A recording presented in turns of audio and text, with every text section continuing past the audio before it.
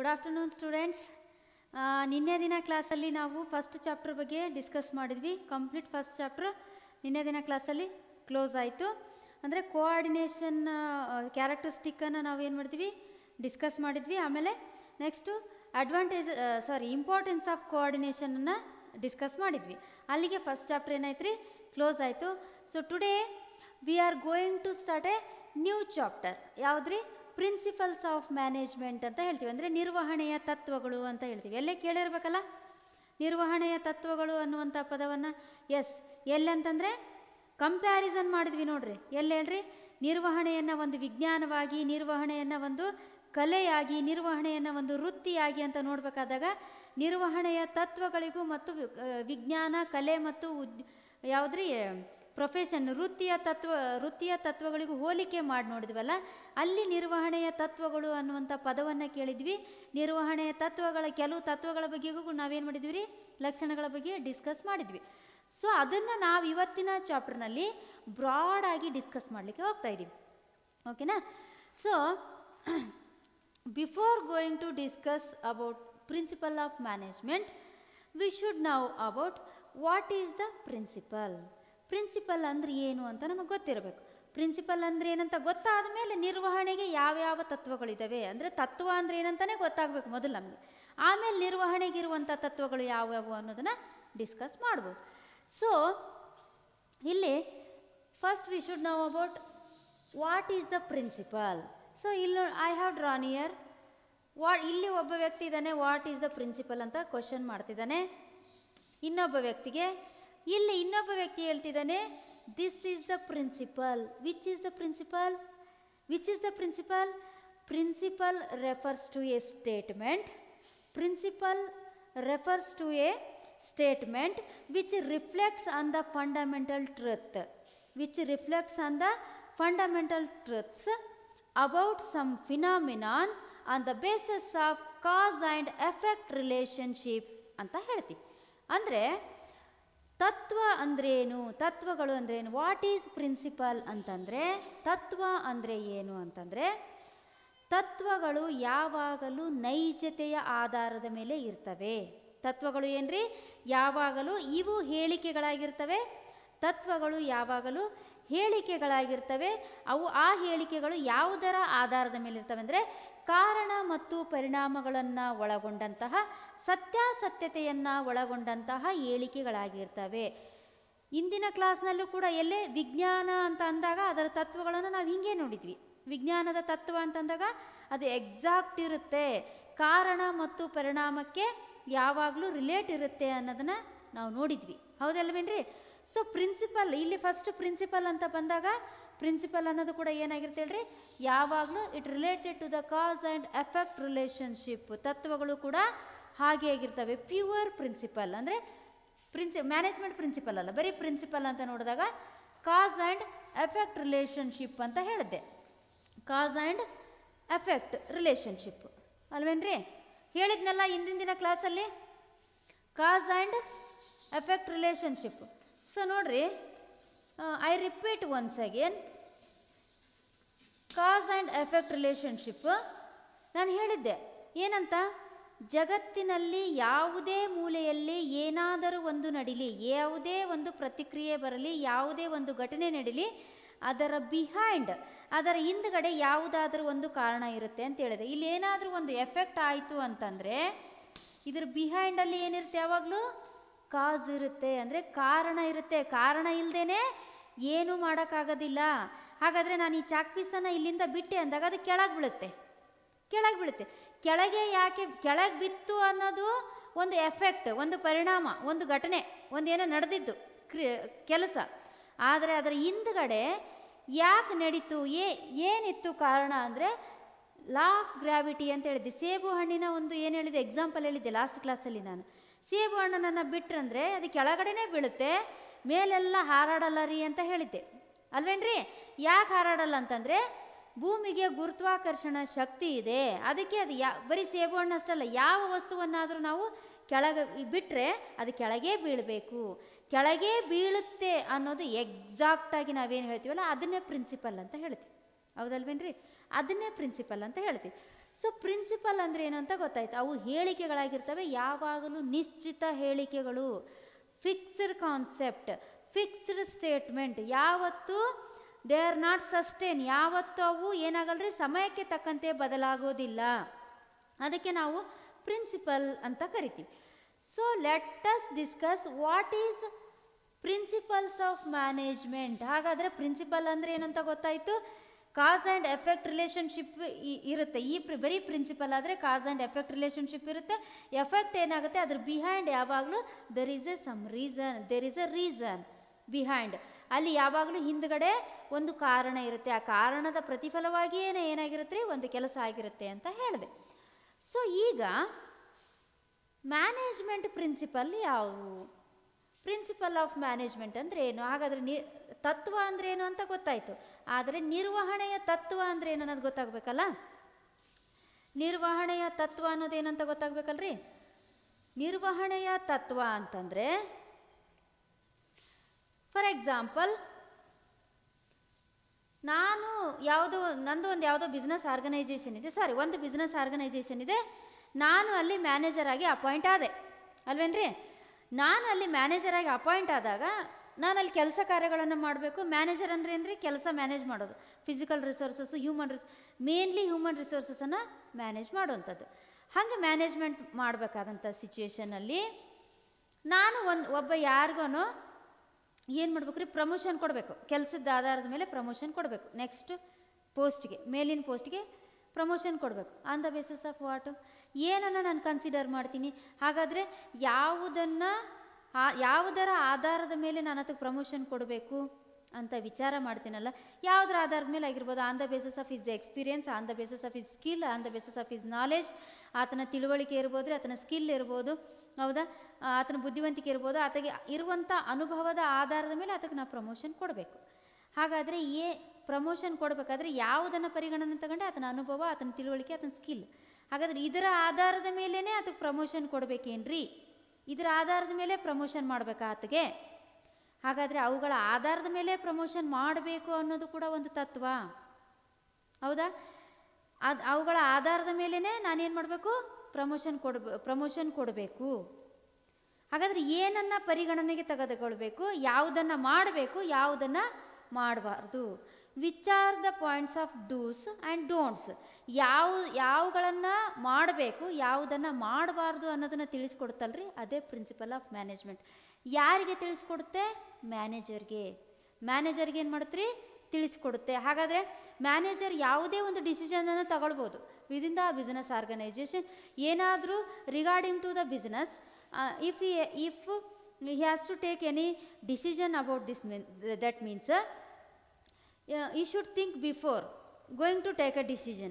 ಅಂದರೆ ವ್ಯವಹಾರಕ್ಕೆ ಸಂಬಂಧಪಟ್ಟಂತೆ ಯಾವುದಾದರೂ ನಿರ್ಣಯಗಳನ್ನು ತೆಗೆದುಕೊಳ್ಬೇಕಾದ್ರೆ ಆತ ಮೊದಲು ಏನು ಮಾಡಬೇಕಾಗುತ್ತೆ, ಥಿಂಕ್ ಮಾಡಬೇಕಾಗುತ್ತೆ. ಹಾಗಾದರೆ ಯಾವುದನ್ನು ಮಾಡಬೇಕು, ಯಾವುದನ್ನು ಮಾಡಿದರೆ ಸರಿ ಇರುತ್ತೆ, ಯಾವುದನ್ನು ಮಾಡಬಾರ್ದು, ಅದನ್ನು ಮಾಡಿದರೆ ಅದರ ಪರಿಣಾಮ ಏನಾಗುತ್ತೆ. ಹಾಗಾದರೆ ಯಾವುದನ್ನು ಮಾಡಬೇಕು, ಯಾವುದನ್ನು ಮಾಡಬಾರ್ದು, ಹೇಗೆ ಬಿಹೇವ್ ಮಾಡಬೇಕು, ಹೇಗೆ ವರ್ತನೆಯಿಂದ ಯಾವ ವರ್ತನೆಯನ್ನು ಆತ ಮಾಡಬೇಕು ಅನ್ನೋದನ್ನು ಹೇಳ್ಕೊಡುತ್ತಲ್ಲ, ಅದೇ ನಿರ್ವಹಣೆಯ ತತ್ವ ಅಂತ ಕರಿತೀವಿ ನಾವು. ನಿರ್ವಹಣೆಯ ತತ್ವಗಳು ಅನ್ನೋದು ಅವು ಕೆಲವೊಂದಿಷ್ಟು ಹೇಳಿಕೆಗಳು. ಅದರ ಆಧಾರದ ಮೇಲೆ ಮ್ಯಾನೇಜರ್ ಯಾವಾಗಲೂ ಏನು ಮಾಡಬೇಕಾಗತ್ತೆ ರೀ, ಅಡ್ಮಿನ್ನನ್ನು ಮಾಡಬೇಕಾಗತ್ತೆ. ಅದರ ಆಧಾರದ ಮೇಲೆ ಮ್ಯಾನೇಜನ್ನು ಮಾಡಬೇಕಾಗತ್ತೆ. ಸೊ ಇದು ಕಾನ್ಸೆಪ್ಟ್ ನಿಮ್ಗೆ ಅರ್ಥ ಆಗಿದೆ ಅಂತ ಅಂದ್ಕೊಂಡಿದ್ದೀನಿ. ಸೊ ಪ್ರಿನ್ಸಿಪಲ್ ಆಫ್ ಮ್ಯಾನೇಜ್ಮೆಂಟ್, ಹಾಗಾದರೆ ಮ್ಯಾನೇಜ್ಮೆಂಟ್ ಪ್ರಿನ್ಸಿಪಲ್ ಯಾವುವು, ಪ್ರಿನ್ಸಿಪಲ್ ಅಂದರೆ ಏನು, management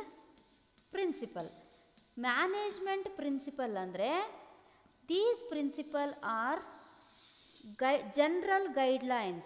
These principles are general guidelines for taking a decision and behavior for manager. ಅಂದರೆ ಇವುಗಳು ಸಾಮಾನ್ಯ ಏನಾಗಿರ್ತವೆ ಹೇಳ್ರಿ, ಸಾಮಾನ್ಯ ಮಾರ್ಗಸೂಚಿಗಳಾಗಿರ್ತವೆ. ಇವು ವಿಶಾಲವಾದಂತಹ ಮತ್ತು ಸಾಮಾನ್ಯವಾದಂತಹ ಮಾರ್ಗಸೂಚಿಗಳಾಗಿರ್ತವೆ. ಯಾವುದಕ್ಕೆ ಅಂದರೆ ವ್ಯವಸ್ಥಾಪಕನ ವರ್ತನೆ ಮತ್ತು ನಿರ್ಣಯಗಳ ಮೇಲೆ ಪರಿಣಾಮವನ್ನು ಬೀರ್ತವೆ. ವರ್ತನೆ ಮತ್ತು ನಿರ್ಣಯಗಳನ್ನು ಕೈಗೊಳ್ಳಬೇಕಾದ್ರೆ ಆತನಿಗೆ ಆತನಿಗೆ ನೀಡುವಂತಹ ನಿರ್ದೇಶನಗಳಾಗಿರ್ತವೆ, ಆತನಿಗೆ ಮಾರ್ಗಸೂಚಿಗಳಾಗಿರ್ತವೆ. ಇವು ವಿಶಾಲವಾಗಿ ಆಗಿರ್ತವೆ ಮತ್ತು ಸಾಮಾನ್ಯ ಹೇಳಿಕೆಗಳಾಗಿರ್ತವೆ ಅಂತ ಹೇಳ್ತೀವಿ. ಇವಾಗ ನಾವೇನಂತ ಕರಿತೀವಿ? ಪ್ರಿನ್ಸಿಪಲ್ಸ್ ಆಫ್ ಮ್ಯಾನೇಜ್ಮೆಂಟ್ ಅಥವಾ ಮ್ಯಾನೇಜ್ಮೆಂಟ್ ಪ್ರಿನ್ಸಿಪಲ್ ಅಂತ ಕರಿತೀವಿ. ಅಂದರೆ ನಿರ್ವಹಣೆಯ ತತ್ವಗಳು ಅಂತ ಹೇಳ್ತೀವಿ. ಹಾಗಾದರೆ ನಿರ್ವಹಣೆಯ ತತ್ವಗಳಂದರೆ ನಿಮಗೆ ಅರ್ಥ ಆಗಿರ್ಬೋದು. ನಿರ್ವಹಣೆಯ ತತ್ವಗಳು ಅಂತಂದ್ರೆ ಏನ್ರಿ? ಇವು ಸಾಮಾನ್ಯ ಮಾರ್ಗಸೂಚಿಗಳು. ಸಾಮಾನ್ಯ ಮಾರ್ಗಸೂಚಿಗಳು ವಿಶಾಲವಾಗಿರ್ತವೆ. ಒಬ್ಬ ವ್ಯವಸ್ಥಾಪಕನಿಗೆ ಹೇಗೆ ನಡೆಯಬೇಕು, ಹೇಗೆ ಅಲ್ಲಿರುವಂಥ ಮ್ಯಾನೇಜರ್ನ ಹೇಗೆ ಮಾಡಬೇಕು, ಯಾವುದರ ಆಧಾರದ ಮೇಲೆ ಮಾಡಬೇಕು, ಮತ್ತು ಅವು ಏನಾಗಿರ್ತವೆ, ಆತ ಹೇಗೆ ವರ್ತನೆ ಮಾಡಬೇಕು, ಹೌ ಈ behaviour within the organisation behave within the organisation, ಹೇಗೆ ಆತ ಆರ್ಗನೈಜೇಷನ್ನಲ್ಲಿ ವರ್ತನೆಯನ್ನು ಮಾಡಬೇಕು, ಹೇಗೆ ಡಿಸಿಷನ್ನ ತೆಗೆದುಕೊಳ್ಬೇಕು ಅನ್ನೋದರ ಮೇಲೆ ಇವು ಫೋಕಸ್ ಮಾಡ್ತವೆ. Is it right? ಸೊ ಇವು ನಿರ್ವಹಣೆಯ ತತ್ವಗಳು ಅಂತ ಹೇಳ್ತೀವಿ. ಆಮೇಲೆ ನಿರ್ವಹಣೆಯ ತತ್ವಗಳು ಏನಿದಾವಲ್ರಿ, these principle management principles are not exact principle. These principles are not giving a exact solutions for any problems. ಅಂದರೆ ಇವು ಏನಾಗಿರ್ತವೆ ಅಂತಂದರೆ, ಯಾವಾಗಲೂ ವ್ಯವಹಾರದಲ್ಲಿ ಬರುವಂತಹ ಎಲ್ಲ ಸಮಸ್ಯೆಗಳಿಗೂ ಇವು ಏನಾಗಲ್ರಿ, ಪರಿಹಾರವನ್ನು ನೀಡಲ್ಲ ಅಥವಾ ಫಿಕ್ಸ್ಡ್ ಸೊಲ್ಯೂಷನನ್ನು ಕೊಡಲ್ಲ ಅಲ್ವೇನ್ರಿ? ಇವೇನು ಮಾಡಲ್ರಿ, ಯಾವಾಗಲೂ ಫಿಕ್ಸ್ಡ್ ಸೊಲ್ಯೂಷನ್ ಅಂದರೆ ಈ ಸಮಸ್ಯೆ ಬಂದಿದೆ, ಇದಕ್ಕೆ ಪರಿಹಾರ ಇಲ್ಲೇ ಇದೆ, ಈ ರೂಲನ್ನು ಈ ತತ್ವವನ್ನು ನೀನು ಅಪ್ಲೈ ಮಾಡಿಬಿಟ್ರೆ ಅದಕ್ಕೆ ಏನು ಸಿಕ್ಬಿಡುತ್ತೆ, ನಿನಗೆ ಉತ್ತರ ಸಿಕ್ಬಿಡುತ್ತೆ ಅಂತ ಅನ್ಕೋಬಾರ್ದು. ಇವು ಏನಾಗಿರಲ್ರಿ, ಫಿಕ್ಸ್ಡ್ ಸೊಲ್ಯೂಷನ್ ಆಗಿರಲ್ಲ, not exact solution, but these are provide direction to the manager. ಒಂದು ದಾರಿಯನ್ನು ತೋರಿಸ್ತವೆ, ಹೇಗೆ ನಡ್ಕೊಂಡು ಹೋಗಬೇಕು, ಯಾವುದನ್ನು ಮಾಡಬೇಕು, ಯಾವುದನ್ನು ಮಾಡಬಾರ್ದು ಅನ್ನೋದನ್ನಷ್ಟೇ ಒಂದು ದಾರಿ ತೋರಿಸ್ತವೆ. ಆದರೆ ಇವು ಏನಾಗಲ್ಲ, ಎಲ್ಲ ಸಮಸ್ಯೆಗಳಿಗೆ ನಿಖರವಾದಂತಹ ಪರಿಹಾರವನ್ನು ನೀಡಲ್ಲ, ನಿಖರವಾದಂಥ ಉತ್ತರವನ್ನು ನೀಡಲ್ಲ. ಬರೀ ಮಾರ್ಗಸೂಚಿಗಳನ್ನೇ, ಬರೀ ನಿರ್ದೇಶನಗಳನ್ನು ಮಾತ್ರ ನೀಡಬಲ್ಲವು. ಹಾಗಾದರೆ these principle can modify at any circumstances and at any scenario or conditions within the organization or business organization. ಅಂದರೆ ಈ ತತ್ವಗಳನ್ನು ನಾವು ಯಾವಾಗ ಬೇಕಾದರೂ ಸಮಯಕ್ಕೆ, ಸಂದರ್ಭಕ್ಕೆ ತಕ್ಕಂತೆ ಬದಲಾಯಿಸಬಹುದು ಅಥವಾ ಮಾರ್ಪಡಿಸಬಹುದು. ಇರುವಂಥವುಗಳನ್ನು ಏನು ಮಾಡ್ಬೋದು ರೀ, ಮಾಡಿಫೈ ಮಾಡ್ಬೋದು, ಅಂದರೆ ಮಾರ್ಪಡಿಸಬಹುದು. ಅವು ಫಿಕ್ಸ್. ಈಗ ನೋಡಿದೆ, ಲಾ ಆಫ್ ಗ್ರಾವಿಟಿ ಅಂತ ಹೇಳಿದೆ, ಯಾವುದು ವಿಜ್ಞಾನದ ತತ್ವ ಅಂತ ಬಂದಾಗ ಗುರುತ್ವಾಕರ್ಷಣೆ ಅನ್ನೋದು ಸಮಯಕ್ಕೆ ತಕ್ಕಂತೆ ಬದಲು ಮಾಡೋಕ್ಕಾಗತ್ತಾನ? ಈ ಚಾಕ್ಪೀಸನ್ನು ಬಿಟ್ಟನಂದ್ರೆ ಕೆಳಗೆ ಬೀಳುತ್ತೆ ಅನ್ನೋದು ಫಿಕ್ಸು. ಅದನ್ನ ಸಮಯಕ್ಕೆ ತಕ್ಕಂತೆ ಕೆಳಗೆ ಬೀಳಲ್ಲ ಅಂತ ಬದಲಾವಣೆ ಮಾಡೋಕ್ಕೆ ಬರಲ್ಲ, ಅದು ಫಿಕ್ಸ್ ಆಗಿರುತ್ತೆ. ಆದರೆ ಮ್ಯಾನೇಜ್ಮೆಂಟ್ ಪ್ರಿನ್ಸಿಪಲ್ ಯಾವಾಗಲೂ ಫಿಕ್ಸ್ ಆಗಿರಲ್ಲ. ಅದನ್ನು ಸಮಯಕ್ಕೆ ತಕ್ಕಂತೆ depends on organisation structure and nature of the organization structure, size of the organization structure, activities of organization structure, functions of organization structure. It may be ಅದೇನಾಗಿರ್ಬೋದು, ಪ್ರೈವೇಟ್ ಆಗಿರ್ಬೋದು ಅಥವಾ ಪಬ್ಲಿಕ್ ಆಗಿರ್ಬೋದು, public sector ಆಗಿರ್ಬೋದು. ಆಯಾ ಆರ್ಗನೈಜೇಷನ್ಗಳಿಗೆ ತಕ್ಕಂತೆ, ಅಲ್ಲೇ ಅಡ್ಮಿನ್ಗೆ ತಕ್ಕಂತೆ, ಅಲ್ಲಿರುವಂಥ ವರ್ಕರ್ಸ್ಗಳಿಗೆ ತಕ್ಕಂತೆ ಅವುಗಳನ್ನು ಮಾಡಿಫೈ ಮಾಡ್ಬೋದು. Because management principles always deals with human behaviour. ಯಾವಾಗಲೂ ಇವುಗಳು ಈ ಪ್ರಿನ್ಸಿಪಲ್ಗಳು, ಈ ತತ್ವಗಳು ವಸ್ತುವಿನ ಜೊತೆಗೆ ಒಡನಾಡಲ್ಲ, ವಸ್ತುವಿನ ಮೇಲೆ ಅಪ್ಲೈ ಮಾಡಲ್ಲ. ಈ ತತ್ವಗಳನ್ನು ಯಾವಾಗಲೂ ಮನುಷ್ಯರ ಮೇಲೆ ಅಪ್ಲೈ ಮಾಡಲಾಗುತ್ತೆ. ಮ್ಯಾನೇಜ್ಮೆಂಟ್ ಅಂದ್ರೇನು? ಮನುಷ್ಯರ ಮೇಲೆ ಮಾಡುವಂಥದ್ದು, ಅದು ವಸ್ತುಗಳ ಮೇಲೆ ಮಾಡುವಂಥದ್ದನ್ರಿ ಅಲ್ಲ. ಮ್ಯಾನೇಜ್ಮೆಂಟ್ ಅನ್ನೋದು ಯಾವುದ್ರ ಮೇಲೆ ಅಪ್ಲೈ ಮಾಡುವಂಥದ್ದು? ಮನುಷ್ಯರ ಮೇಲೆ ಅಪ್ಲೈ ಮಾಡುವಂಥದ್ದು. ಹಾಗಾದರೆ ಮನುಷ್ಯನ ವರ್ತನೆಗಳು ಯಾವಾಗ ಬೇಕಾದರೂ ಬದಲಾಗಬಹುದು, ಹೌದಲ್ವೇನ್ರಿ? ಅದಕ್ಕೆ ಇವುಗಳನ್ನು ಯಾವಾಗ ಬೇಕಾದರೂ ನಮಗೆ ಸಮಯಕ್ಕೆ ತಕ್ಕಂತೆ ಮಾರ್ಪಡಿಸಬಹುದು, ಸಂದರ್ಭಕ್ಕೆ ತಕ್ಕಂತೆ ಮಾರ್ಪಡಿಸಬಹುದು ಅಂತ ಹೇಳ್ತೀವಿ. ಸೊ ನಿರ್ವಹಣೆಯ ತತ್ವ ಅಂದ್ರೇನು ಅಂತ ನಿಮಗೊಂದು ಐಡಿಯಾ ಬಂದಿರುತ್ತೆ ಅಂತ ಅಂದ್ಕೊಂಡಿದ್ದೀನಿ. So next, nature or features of principles of management ಅಂತ ಹೇಳ್ತೀವಿ. ಅಂದರೆ ನಿರ್ವಹಣೆಯ ತತ್ವಗಳ ಸ್ವರೂಪ ಅಥವಾ ಲಕ್ಷಣಗಳು ಅಂತ ಹೇಳ್ತೀವಿ. ಸೊ ಯಾವ್ಯಾವ ಲಕ್ಷಣಗಳಿದ್ದಾವೆ? ನಂಬರ್ 1, ಯೂನಿವರ್ಸಲ್ ಅಪ್ಲಿಕೇಬಿಲಿಟಿ, ಅಂದರೆ ಸಾರ್ವತ್ರಿಕ ಅನ್ವಯಿಕತೆ ಅಥವಾ ಸಾರ್ವತ್ರಿಕವಾಗಿ ಅನ್ವಯಿಸುವುದು.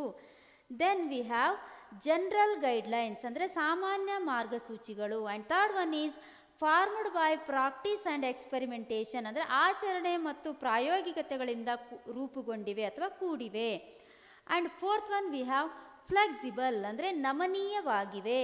And fifth one is mainly behavioural ಅಂದರೆ ಮುಖ್ಯವಾಗಿ ವರ್ತನಾಶೀಲವಾಗಿವೆ ಅಂತ ಹೇಳ್ತೀವಿ. ಕಾಸ್ ಆ್ಯಂಡ್ ಎಫೆಕ್ಟ್ ರಿಲೇಷನ್ಶಿಪ್ ಅಂದರೆ ಕಾರಣ ಮತ್ತು ಪರಿಣಾಮದ ಸಂಬಂಧಗಳನ್ನು ಒಳಗೊಂಡಿವೆ. And last one is contingent ಅಂದರೆ ಅನಿಶ್ಚಿತ ಅಂತ ಹೇಳ್ತೀವಿ. ಹಾಗಾದರೆ ನೀವು ಹೇಳ್ಬೋದು ಇವೆಲ್ಲ ಏನಾಗಿರ್ತವೆ, ಫೀಚರ್ ಆಗಿರ್ತವೆ. ಇವನ್ನ ಡಿಸ್ಕಸ್ ಮಾಡೋದಕ್ಕಿಂತ ಮೊದಲು ನಿಮಗೆ ಅನ್ನಿಸ್ಬೋದು, ಮೇಡಮ್ ಏನು ಯಾವಾಗ ನೋಡಿದ್ರು ಈ ಸಬ್ಜೆಕ್ಟಲ್ಲಿ ಬರೀ ಪ್ರಿನ್ಸಿಪಲ್ಲು, ಥಿಯರಿ, ಫೀಚರ್ಸು ಇದೆಲ್ಲ ಬರುತ್ತೆ ಅಂತ ನೀವು ಅನ್ಕೋಬೋದು. ಪ್ರಿನ್ಸಿಪಲ್ಲು ಥಿಯರಿ ಕೇಳಿ ಕೇಳಿ ಬೋರ್ ಆಗಿಬಿಟ್ಟೈತೆ ಅಂತ ನೀವು ಅನ್ಕೋಬೋದು. ಬಟ್ ಒನ್ಸ್ ಇದನ್ನು ನಾವೇನಾದರೂ ಈ ಥಿಯರಿಯನ್ನು, ಈ ಥಿಯರಿಟಿಕಲ್ ನಾಲೆಜನ್ನು, ಈ ಪ್ರಿನ್ಸಿಪಲ್ಗಳನ್ನು ಒನ್ಸ್ ಇದನ್ನು ಏನಾದರೂ ನಾವು ಇಂಪ್ಲಿಕೇಶನ್ ಅಂತೇಳಿ ಎಕ್ಸ್ಪೆರಿಮೆಂಟ್ ಮಾಡಿದಾಗ, ಇವುಗಳನ್ನು ಇಂಪ್ಲಿಕೇಶನ್ ಮಾಡಿ ನೋಡಿದಾಗ, ಅಂದರೆ ಇವುಗಳನ್ನು ಕಾರ್ಯರೂಪಕ್ಕೆ ತಂದಾಗ ಇಟ್ಸ್ ವೆರಿ ಬ್ಯೂಟಿಫುಲ್ ಟಾಪಿಕ್. ಹೇಗೆ ಅಂತಂದರೆ ಈ ಪ್ರಿನ್ಸಿಪಲ್ಗಳು ಕೇವಲ ಇವತ್ತಿನ ಕ್ಲಾಸಿಗಷ್ಟೇ ಸೀಮಿತ ಆಗಿರಲ್ಲ ಅಲ್ವೇನ್ರಿ. This topic is not limit for this class only. ಈ ಕ್ಲಾಸಿಗಷ್ಟೇ ಅದು ಸೀಮಿತ ಆಗಿರಲ್ಲ. ಇದು ಏನಾಗಿರುತ್ತೆ, ಅಪ್ ಟು ಫ್ಯೂಚರ್ವರೆಗೂ ಈ ಪ್ರಿನ್ಸಿಪಲ್ಗಳು ಹೆಲ್ಪ್ ಆಗ್ತವೆ. ನಾವೆಲ್ಲಾದರೂ ಒಂದು ಬಿಸ್ನೆಸ್ ಆರ್ಗನೈಜೇಷನ್ಗೆ ಕೆಲಸಕ್ಕೆ ಅಂತ ಜಾಯ್ನ್ ಆದರೆ, ಅಥವಾ ನಮ್ಮ ಪರ್ಸ್ನಲ್ ಲೈಫಲ್ಲೂ ಕೂಡ ಏನಾಗ್ತವೆ ಇವು ಯಾವಾಗಲೂ ಅಪ್ಲೈ ಆಗ್ತಾ ಇರ್ತವೆ. ಫಾರ್ ಎಕ್ಸಾಂಪಲ್, ಶಿಸ್ತು ಅನ್ನೋದು ಬರೀ ಇದರಲ್ಲಷ್ಟೇ ಬರಬೇಕಂದ್ರೆ, ಬಿಸ್ನೆಸ್ ಆರ್ಗನೈಜೇಷನಲ್ಲಿ ಒಂದು ಕಡೆ ನಾವು ಕೆಲಸಕ್ಕೆ ಜಾಯ್ನ್ ಆದ್ವಿ, ಎಂಪ್ಲಾಯಿಯಾಗಿ ಜಾಯ್ನ್ ಆದ್ವಿ ಅಂತಂದರೆ ಅಲ್ಲಷ್ಟೇ ಶಿಸ್ತು ಅನ್ನೋದು ಅಪ್ಲೈ ಆಗುತ್ತಾ? ಶಿಸ್ತು ಅನ್ನೋದು up to end of our life, discipline ಅನ್ನೋದು ಎಂಡ್ ಆಫ್ ಅವರ್ ಲೈಫ್, ಅಲ್ಲಿವರೆಗೂ ನಮ್ಗೆ ಅಪ್ಲೈ ಆಗುತ್ತೆ. ಹಾಗಾದರೆ ವಿದಿನ್ ದ ಆರ್ಗನೈಜೇಷನ್ ಒಂದು ಉದ್ದೇಶವನ್ನು ಅಥವಾ ಒಂದು ಪ್ಲ್ಯಾನನ್ನು ರೆಡಿ ಮಾಡಬೇಕಾದ್ರೆ, ಒಂದು ಉದ್ದೇಶವನ್ನು ಒಂದು ಆರ್ಗನೈಜೇಷನ್ ಫಿಕ್ಸ್ ಮಾಡ್ತಾ ಇದೆ ಅಂದಾಗೆ there is a need a discipline. ಅಲ್ಲಿ ಅದರದೇ ಆದಂಥ ಶಿಸ್ತು ಬೇಕು. ಶಿಸ್ತಿನ ಮುಖೇನವಾಗಿ ನಾವು ಉದ್ದೇಶಗಳನ್ನು ಈಡೇರಿಸ್ತೀವಿ. ಶಿಸ್ತನೇ ಇಲ್ಲ, ನಿನಗೇನು ತಿಳಿಯುತ್ತೆ ನೀನು ಅದನ್ನು ಮಾಡೋದು, ಅದನ್ನು ಅವ್ರಿಗೇನು ತಿಳಿಯುತ್ತೆ ಅವ್ರು ಅದನ್ನು ಮಾಡ್ತಾರೆ? ಇಲ್ಲ. ಹಾಗಾದರೆ ಈ ಪ್ರಿನ್ಸಿಪಲ್ಗಳು ಏನಾಗ್ತವೆ ನಮ್ಮ ಫ್ಯೂಚರಲ್ಲೂ ಕೂಡ ಹೆಲ್ಪ್ ಆಗ್ತವೆ. ಒನ್ಸ್ ಇದನ್ನು ಇಂಪ್ಲಿಕೇಶನ್ ಅಂತ ಬಂದಾಗ, ಇದನ್ನು ಕಾರ್ಯರೂಪಕ್ಕೆ ತಂದಾಗ, ನಾವು ಇದನ್ನು ಅಳವಡಿಸಿಕೊಂಡಾಗ ನಿಜವಾಗ್ಲೂ ಇದು ಒಂದು ಬ್ಯೂಟಿಫುಲ್ ಕಾನ್ಸೆಪ್ಟ್. ಸೊ ಇದು ಬರೀ ಇದೇ ಬರುತ್ತವೆ ಅಂತ ಬೋರ್ ಆಗೋದೇನು ಅವಶ್ಯಕತೆ ಇಲ್ಲ. So let us discuss nature of principle of management. ಅಂದರೆ ಇದರ ಸ್ವರೂಪ ಏನಾಗಿರ್ತವೆ ಅಥವಾ ಇದರ ಲಕ್ಷಣಗಳು ಏನಾಗಿರ್ತವೆ ಅನ್ನೋದನ್ನು ನೋಡೋಣ. ಫಸ್ಟ್ ಒನ್ ಈಸ್ ಸಾರ್ವತ್ರಿಕ ಅನ್ವಯಿಕತೆ. ಅಂದರೆ ನೀವು ಲಾಸ್ಟು ಇದರಲ್ಲೂ ಕೂಡ ಇದನ್ನು ತುಂಬ ಕೇಳಿದ್ದೀರಿ, ಯೂನಿವರ್ಸಲ್ ಅಪ್ಲಿಕೇಬಿಲಿಟಿ ಅಂತ ನೀವು ತುಂಬ ಸಲ ಕೇಳಿದ್ದೀರಿ. ಯೂನಿವರ್ಸಲ್ ಅಪ್ಲಿಕೇಬಿಲಿಟಿ ಅಂದರೆ ನಿಮ್ಗೆ ಆಲ್ರೆಡಿ ಗೊತ್ತು. ಎಲ್ಲ ಕಡೆನೂ ಎಲ್ಲ ಆರ್ಗನೈಜೇಷನ್ನಲ್ಲೂ ಇದೇನಾಗುತ್ತೆ ರೀ, ಈ ಪ್ರಿನ್ಸಿಪಲ್ ಅಪ್ಲೈ ಆಗ್ತವೆ ಅಂತ ಹೇಳ್ತೀವಿ. ಈ ತತ್ವಗಳು ಆಚರಣೆಗೆ ಬರ್ತವೆ ಅಂತ ಹೇಳ್ತೀವಿ. ಅಂದರೆ ಸಾರ್ವತ್ರಿಕವಾಗಿ ಅಂದರೆ ಎಲ್ಲರೂ ಒಪ್ಪಿಕೊಂಡಂತಹ ತತ್ವಗಳೇನೇ ಆಗಿರ್ತವೆ, ಅಥವಾ ಸಮಯಕ್ಕೆ ತಕ್ಕಂತೆ ಮಾಡಿಫೈ ಮಾಡ್ಬೋದು. ಆದರೆ ಯೂನಿವರ್ಸಲ್ ಅಪ್ಲಿಕೇಬಲ್ ಅಂದರೆ ಎಲ್ಲ ರೀತಿಯ ಸಂಘಟನೆಗಳಲ್ಲೂ ಕೂಡ ಇದನ್ನೇನು ಮಾಡಲಾಗುತ್ತೆ ರೀ, ಅಪ್ಲೈ ಮಾಡಲಾಗುತ್ತೆ ಅಂತ ಹೇಳ್ತೀವಿ. ಫಾರ್ ಎಕ್ಸಾಂಪಲ್, ಆರ್ಗನೈಜೇಷನ್ನು ಚಿಕ್ಕದಿರಬಹುದು, ಅಲ್ಲೂ ಕೂಡ ಪ್ರಿನ್ಸಿಪಲ್ ಬೇಕು. ಅಲ್ಲಿ ಮ್ಯಾನೇಜ್ಮೆಂಟ್ ಅನ್ನೋದು ಇರುತ್ತೆ. ಮ್ಯಾನೇಜ್ಮೆಂಟ್ ಯಾವುದ್ರ ಆಧಾರದ ಮೇಲೆ ನಡೆಯುತ್ತೆ? ಪ್ರಿನ್ಸಿಪಲ್ಗಳ ಆಧಾರದ ಮೇಲೆ, ಅಂದರೆ ತತ್ವದ ಆಧಾರದ ಮೇಲೆ ಯಾವಾಗಲೂ ಮ್ಯಾನೇಜರು ಮ್ಯಾನೇಜ್ಮೆಂಟನ್ನು ಮಾಡ್ತಾನೆ. ಹಾಗಾದರೆ ಚಿಕ್ಕದಿದ್ರೂ ಆರ್ಗನೈಜೇಷನ್ ಚಿಕ್ಕದಿದ್ರಂದ್ರೂ ಏನು ಬೇಕಾಗುತ್ತೆ ರೀ, ಆರ್ಗನೈಜೇಷನು ಚಿಕ್ಕದಿದ್ರಂದ್ರೂ ಅಲ್ಲಿ ಪ್ರಿನ್ಸಿಪಲ್ ಬೇಕು, ತತ್ವಗಳ ಆಧಾರದ ಮೇಲೇ ನಡೆಯುತ್ತೆ. If it may be big organisation, ಅಂದರೆ ಅದು ದೊಡ್ಡ ಆರ್ಗನೈಜೇಷನ್ ಆಗಿದ್ರಂದ್ರೂ ಅಲ್ಲಿ ಏನು ಬೇಕಾಗುತ್ತೆ, ಅಲ್ಲಿ ಪ್ರಿನ್ಸಿಪಲ್ ಬೇಕಾಗುತ್ತೆ. ಆ್ಯಂಡ್ ಅದು ಏನಾಗಿರ್ಬೋದು, ಪಬ್ಲಿಕ್, ಅದು ಪ್ರಾಡಕ್ಟ್ ಓರಿಯೆಂಟೆಡ್ ಆದರೂ ಆಗಿರ್ಬೋದು, ಮತ್ತು ಸರ್ವಿಸ್ ಓರಿಯೆಂಟೆಡ್ ಆದರೂ ಆಗಿರ್ಬೋದು. ಅಂದರೆ ವಸ್ತುಗಳನ್ನು ಉತ್ಪಾದನೆ ಮಾಡುವಂತಹ ಸಂಘಟನೆ, ವ್ಯವಹಾರ ಸಂಘಟನೆ ಆದರೂ ಆಗಿರ್ಬೋದು, ಅಥವಾ ಸೇವೆಯ ಆಧಾರಿತ ಸಂಘಟನೆಯಾದರೂ ಆಗಿರಬಹುದು. ಅದರ ಜೊತೆಗೇನೆ ಅದು ಪ್ರೈವೇಟ್ ಸೆಕ್ಟರ್ ಆಗಿರ್ಬೋದು ಆರ್ ಪಬ್ಲಿಕ್ ಸೆಕ್ಟರ್ ಕೂಡ ಆಗಿರಬಹುದು. ಅದು ಖಾಸಗಿ ಸಂಘಟನೆಯ, ಖಾಸಗಿ ವ್ಯವಹಾರನಾದರೂ ಆಗಿರ್ಬೋದು, ಅಥವಾ ಸಾರ್ವಜನಿಕ ವ್ಯವಹಾರ ಸಂಸ್ಥೆನಾದರೂ ಆಗಿರ್ಬೋದು, ಬಿಸ್ನೆಸ್ ಸೆಕ್ಟರ್ ಆದರೂ ಆಗಿರ್ಬೋದು, ಆರ್ ನಾನ್ ಬಿಸ್ನೆಸ್ ಸೆಕ್ಟರ್ ಕೂಡ ಆಗಿರಬಹುದು. ಆದರೆ ಇದು ಎಲ್ಲ ಇದೆಲ್ಲ ಐತಲ್ಲ, ಇದು ಎಲ್ಲದಕ್ಕೂ ಪ್ರೈವೇಟ್ ಸೆಕ್ಟರ್ ಆಗಿರ್ಬೋದು, ಪಬ್ಲಿಕ್ ಸೆಕ್ಟರ್ ಆಗಿರ್ಬೋದು, ಪ್ರಾಡಕ್ಟ್ ಓರಿಯೆಂಟೆಡ್ ಇರ್ಬೋದು, ಸರ್ವಿಸ್ ಓರಿಯೆಂಟೆಡ್ ಇರ್ಬೋದು, ಬಿಸ್ನೆಸ್ ಇರ್ಬೋದು, ನಾನ್ ಬಿಸ್ನೆಸ್ ಆರ್ಗನೈಸೇಷನ್ ಇರ್ಬೋದು. ಆದರೆ ತತ್ವಗಳು ಎಲ್ಲ ಸಂದರ್ಭಗಳಲ್ಲೂ ಕೂಡ ಅಪ್ಲೈ ಆಗ್ತವೆ. ದೊಡ್ಡದಾದರೂ ಇರ್ಬೋದು ಆರ್ಗನೈಸೇಷನ್ನು, ಚಿಕ್ಕದಾದರೂ ಇರ್ಬೋದು, ಅದು ಯಾವ ಬೇಸ್ ಮೇಲಾದರೂ ಆ ಆರ್ಗನೈಸೇಷನ್ ಉಟ್ಕೊಂಡಿರ್ಬೋದು. ಎಲ್ಲ ರೀತಿಯ ವ್ಯವಹಾರ ಸಂಘಟನೆಗಳಿಗೆ ದೇಶದ ಜಗತ್ತಿನ ಯಾವ ಮೂಲೆಯಲ್ಲಾದರೂ ಆ ಸಂಘಟನೆ ಇರಲಿ, ವ್ಯವಹಾರ ಸಂಘಟನೆ, ಅದಕ್ಕೆ ಈ ತತ್ವಗಳು ಅಪ್ಲೈ ಆಗ್ತವೆ. ಅದಕ್ಕೆ ನಾವೇನಂತ ಕರಿತೀವಿ, ಸಾರ್ವತ್ರಿಕ ಅನ್ವಯಿಕತೆ. ಅಂದರೆ ಎಲ್ಲರೂ ಕೂಡ ಇದನ್ನು ಒಪ್ಪಿಕೊಂಡಂಥವಾಗಿರ್ತವೆ. ಆಮೇಲೆ ಎಲ್ಲರೂ ಕೂಡ ಈ ಪ್ರಿನ್ಸಿಪಲ್ಗಳನ್ನು ಎಲ್ಲ ಸಂಘಟನೆಗಳಲ್ಲಿ ಅಪ್ಲೈ ಮಾಡ್ತಾರೆ ಅಂತ ಹೇಳ್ತೀವಿ. ಕರೆಕ್ಟ್ರಾ? And next one is general guidelines, ಅಂದರೆ ಸಾಮಾನ್ಯ ಮಾರ್ಗಸೂಚಿಗಳು ಅಂತ ಹೇಳ್ತೀವಿ. ಸಾಮಾನ್ಯ ಮಾರ್ಗಸೂಚಿಗಳು ಅಂತಂದರೆ these principle are not exact principle. ಅಂದರೆ ಇವೇನಾಗಿರಲ್ಲ ಹೇಳ್ರಿ, ಎಕ್ಸಾಕ್ಟ್ ಆಗಿರಲ್ಲ.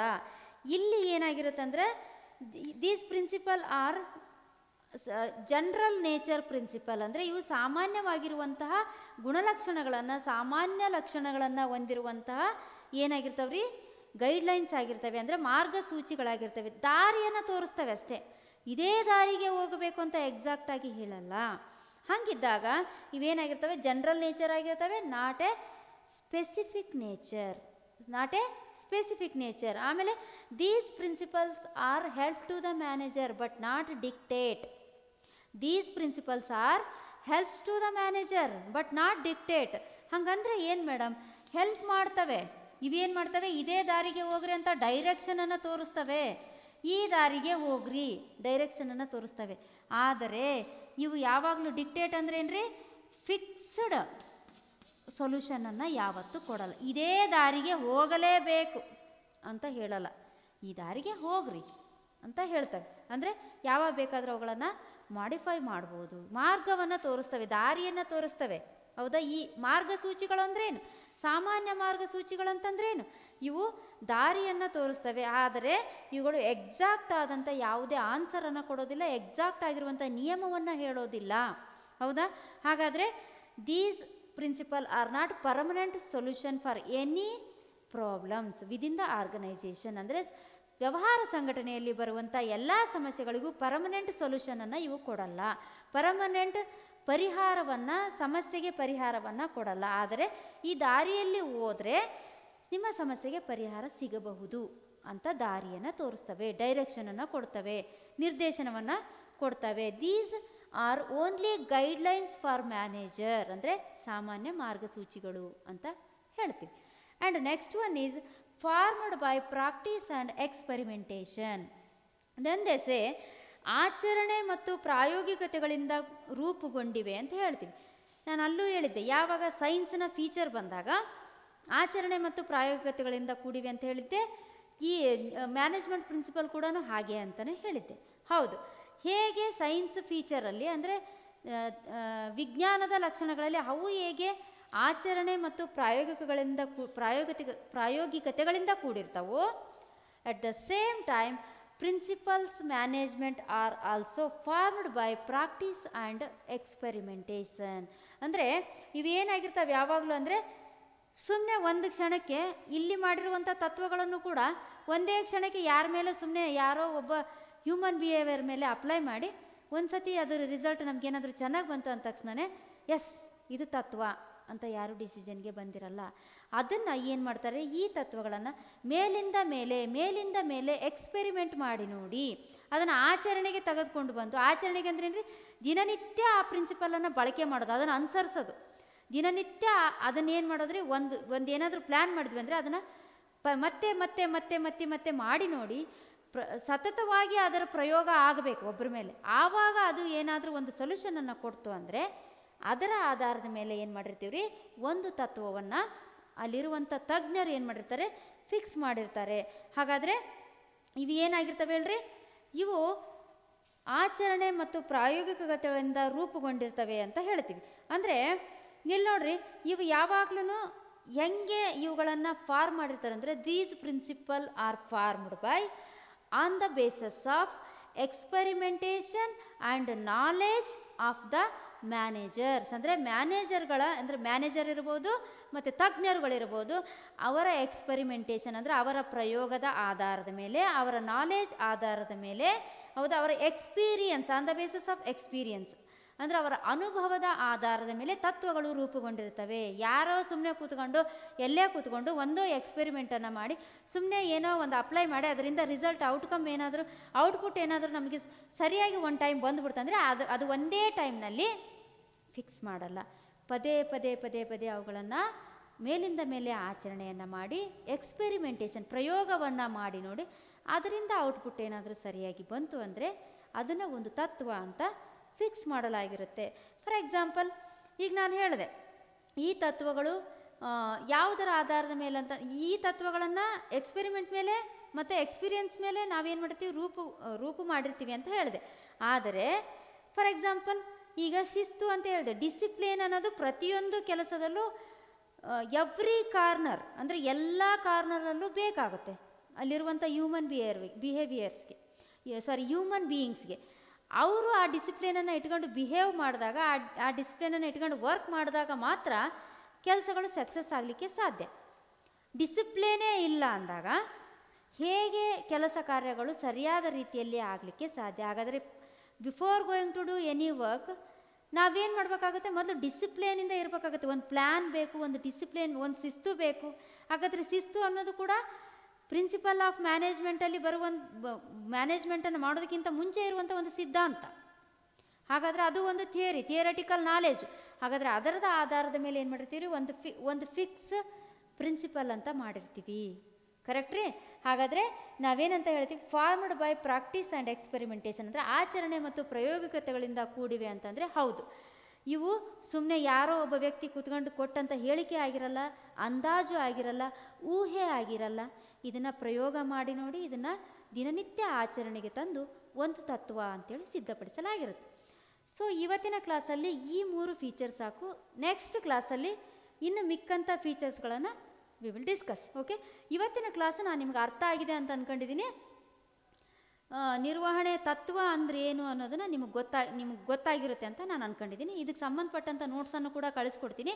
ಅದ್ರ ಜೊತೆಗೇ ಫಸ್ಟ್ ಚಾಪ್ಟರ್ನಲ್ಲಿ ಎಕ್ಸಾಮ್ ಓರಿಯೆಂಟೆಡ್ ಕ್ವಶನ್ಸ್ ಬರ್ತವೆ, ಇಂಪಾರ್ಟೆಂಟ್ ಕ್ವಶನ್ಸು, ಮತ್ತು ಅದಕ್ಕೆ ಸಂಬಂಧಪಟ್ಟಂಥ ನೋಟ್ಸನ್ನು ಕೂಡ ನಾನು ಮುಂದಿನ ದಿನಮಾನಗಳಲ್ಲಿ ನಿಮಗೆ ಅಪ್ಲೋಡ್ ಮಾಡಿಕೊಡ್ತೀನಿ.